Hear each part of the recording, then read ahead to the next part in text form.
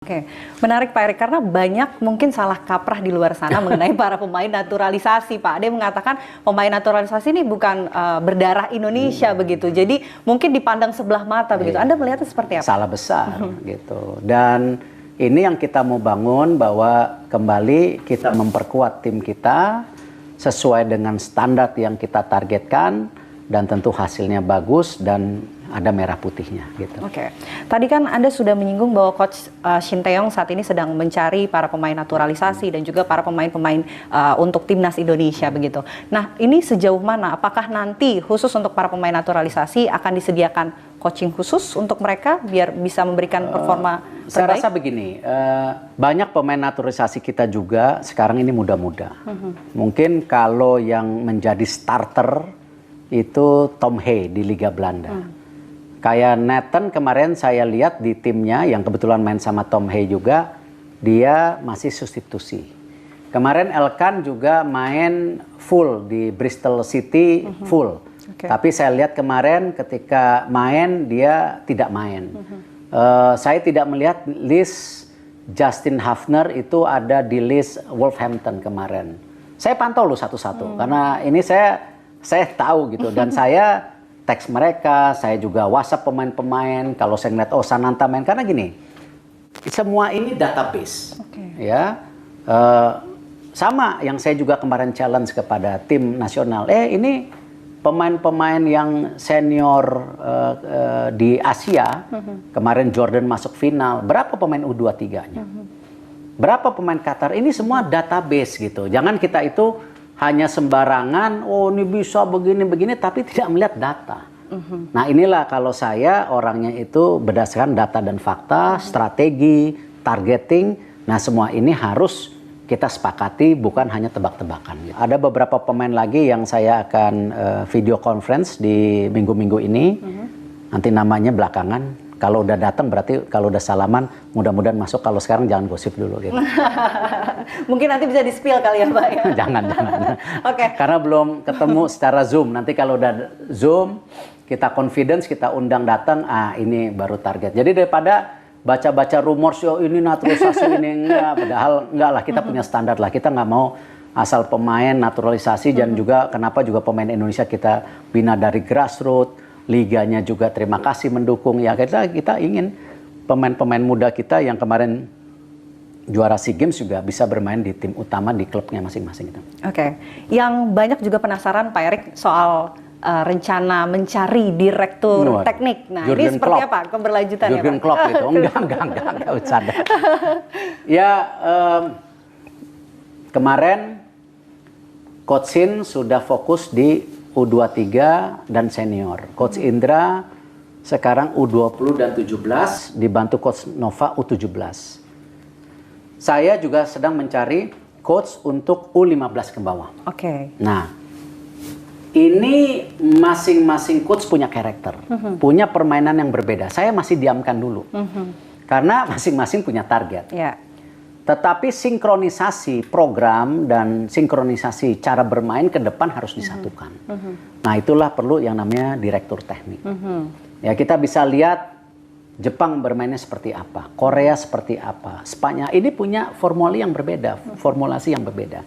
Nah kita juga mesti punya formula itu.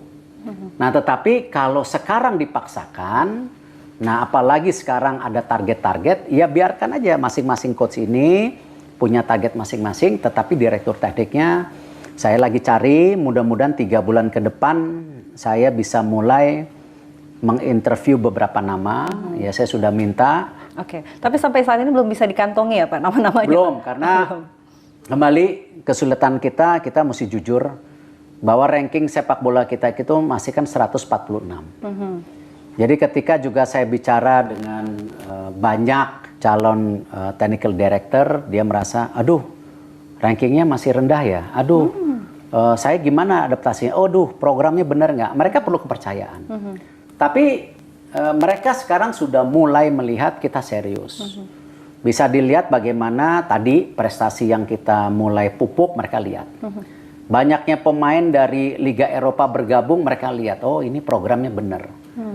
Kepercayaan itu mesti ada kalau kita menunjukkan itu benar gitu. Karena kita ini bicara dengan figur-figur yang tahu daripada kapasitas bola yang ada di masing-masing negara. Jadi dan kita juga nggak mau memanggil technical director yang kapasitasnya tidak sesuai dengan standar kita gitu. Oke. Gitu. Dan ini tidak mudah nanti technical director kalau kita punya kontrak jangka panjang dia mesti menyatukan daripada program dari masing-masing coach dan pelan-pelan menemukan juga sistem permainan Indonesia ke depan. Oke, itu kriterianya kurang lebih Pak Erik. Oke, yang menarik juga tadi kan disinggung soal Indonesia saat ini peringkat 146 ya Pak Erik ya. Nah, ada target nggak sih ke depannya untuk kemudian meningkatkan peringkat Indonesia? Ya kemarin habis Piala Asia mungkin turun di 142 kalau nggak salah.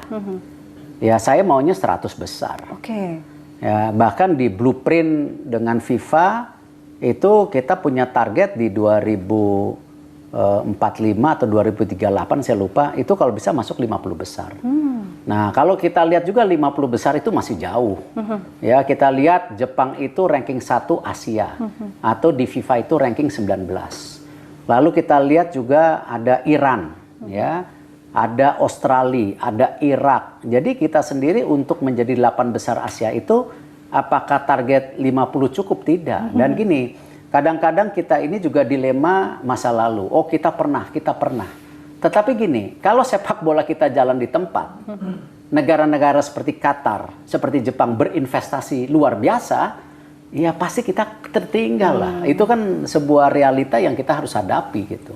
Dan keseriusan daripada pembangunan manajemen di sepak bola Indonesia harus ada gitu. Dan kita mohon maaf dengan segala situasi yang ada, kita masih dipersepsikan kan sepak bola Indonesia korup, manajemen kita belum siap gitu. Nah ini yang saya mau memastikan persepsi itu salah, ya kita mau bangun ke arah sepak bola yang bisa bersih dan berprestasi gitu.